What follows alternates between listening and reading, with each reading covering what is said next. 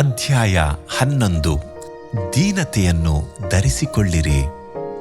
ಸೊಕ್ಕಿನವರ ಸಂಗಡ ಸೂರೆಯನ್ನು ಹಂಚಿಕೊಳ್ಳುವುದಕ್ಕಿಂತಲೂ ದೀನರ ಸಂಗಡ ದೈನ್ಯದಿಂದಿರುವುದು ಒಳ್ಳೆಯದು.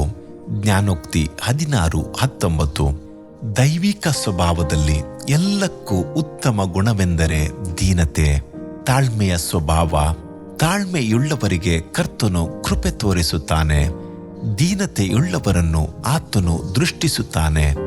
ಲೋಕದಲ್ಲಿ ಪ್ರಸಿದ್ಧಿ ಪಡೆದ ದೇವಸೇವಕರಾದ ಸ್ಪರ್ಜನ್ ರವರನ್ನು ಕುರಿತು ಕೇಳಿರಬಹುದು. ಅವರ ಬೋಧನೆಯಿಂದ ಲಕ್ಷಾಂತರ ಆತ್ಮಗಳು ಕ್ರಿಸ್ತನ ಬಳಿಗೆ ಬಂದವು. ಅವರ ಪ್ರಾರ್ಥನೆಯ ಜೀವಿತದಿಂದ ಅನೇಕರು ಅತ್ಯಾಸಕ್ತಿಯಿಂದ ಅವರನ್ನು ಹಿಂಬಾಲಿಸಿ ಪ್ರಾರ್ಥನಾ ವೀರರಾದರು. ಏನೇ ಹೇಳಿದರೂ ಅವರಲ್ಲಿ ಒಂದು ವಿಶೇಷ ಗುಣವೊಂದು ಇತ್ತು, ಅದು ಅವರ ದೀನತೆಯ ಸ್ವಭಾವವೇ.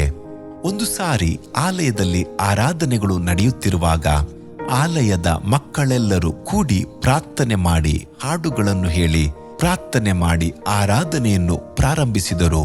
ಆದರೆ ಪ್ರಸಂಗದ ಸಮಯ ಬಂದರೂ ಸ್ಪರ್ಜನ್ ರವರು ಬಂದಿಲ್ಲ.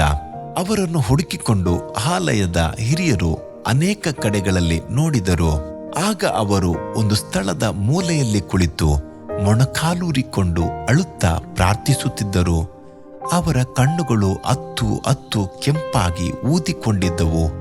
ಮೊಣಕಾಲೂರಿದ್ದ ಸ್ಥಳದಲ್ಲಿ ನೀರಿನ ಹನಿಗಳು ಸುತ್ತಲೂ ಬಿದ್ದಿದ್ದವು.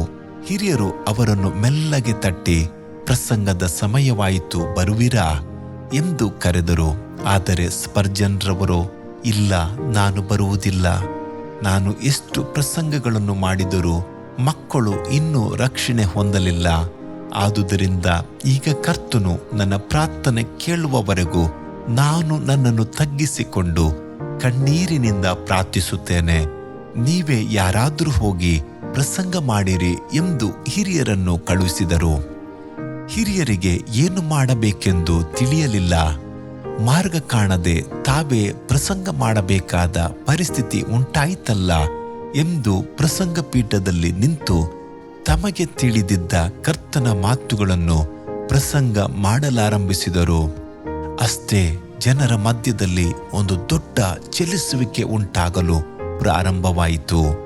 ಜನರೆಲ್ಲರೂ ಕೂಗಿ ಅಳುತ್ತಾ ಕಣ್ಣೀರಿನಿಂದ ಪಾಪದ ಅರಿಕೆ ಮಾಡಿ ತಮ್ಮನ್ನು ಒಪ್ಪಿಸಿಕೊಟ್ಟರು. ಅಂದು ರಕ್ಷಿಸಲ್ಪಟ್ಟವರು 600ಕ್ಕೂ ಮೇಲ್ಪಟ್ಟಿದ್ದರು. ದೇವ ಮಗುವೆ, ನೀನು ನಿನ್ನನ್ನು ಎಷ್ಟರ ಮಟ್ಟಿಗೆ ದೇವರ ಸನ್ನಿಧಿಯಲ್ಲಿ ತಗ್ಗಿಸಿಕೊಳ್ಳುವೆಯೋ ಅಷ್ಟು ನೀನು ಉನ್ನತಿಗೆ ಬರುವೆ ಎಂದು ಸತ್ಯವೇದವು ಹೇಳುತ್ತದೆ. ಧನ, ಮಾನ, ಜೀವಗಳು ದೀನಭಾವಕ್ಕೂ ಯೆಹೋವನ ಭಯಕ್ಕೂ ಫಲ. ಜ್ಞಾನೋಕ್ತಿ 22:4 ಪ್ರವಾದಿಯಾದ ಯೆಶಾಯನ ಮೂಲಕವಾಗಿ ಕರ್ತನು ಹೀಗನ್ನುತ್ತಾನೆ, ನಾನು ಜಜ್ಜಿ ಹೋದ ದೀನ ಮನದೊಂದಿಗೆ ಇದ್ದುಕೊಂಡು ದೀನನ ಆತ್ಮವನ್ನು, ಜಜ್ಜಿ ಹೋದವನ ಮನಸ್ಸನ್ನು ಉಜ್ಜೀವಿಸ ಮಾಡುವವನಾಗಿದ್ದೇನೆ. ಯೆಶಾಯ 57:15. ದೇವ ಮಗುವೆ, ನೀನು ಕರ್ತನ ಮುಂದೆ ತಗ್ಗಿಸಿಕೊಳ್ಳುವಿ ಎಂದರೆ ಎಂದೆಂದಿಗೂ ಯಾವ ಮನುಷ್ಯರ ಮುಂದೆಯೂ ತಲೆಬಾಗುವುದಿಲ್ಲ. ನೀನು ನಿನ್ನನ್ನು ಕರ್ತನ ಮುಂದೆ ತಗ್ಗಿಸಿಕೊಂಡರೆ ನಿನಗೆ ತಿಳಿಯದೆ ನೀನು ಕರ್ತನನ್ನು ಘನಪಡಿಸುವಿ, ಮಹಿಮೆ ಪಡಿಸುವಿ, ಆತನ ರಾಜ್ಯಾಧಿಕಾರವನ್ನು ವಹಿಸಿಕೊಳ್ಳುವಿ. ಆದುದರಿಂದ ಕರ್ತನು ನಿನ್ನನ್ನು ಘನತೆಗೆ ತಂದು ಆಶೀರ್ವದಿಸುವನು. ಯೇಸು ಕ್ರಿಸ್ತನು ಹೇಳಿದ್ದನ್ನು ಮರೆಯಬೇಡ. ಹೀಗಿರುವುದರಿಂದ ಯಾವನು ಈ ಚಿಕ್ಕ ಮಗುವಿನಂತೆ ತನ್ನನ್ನು ತಗ್ಗಿಸಿಕೊಳ್ಳುತ್ತಾನೋ ಅವನೇ ಪರಲೋಕ ರಾಜ್ಯದಲ್ಲಿ ಹೆಚ್ಚಿನವನು.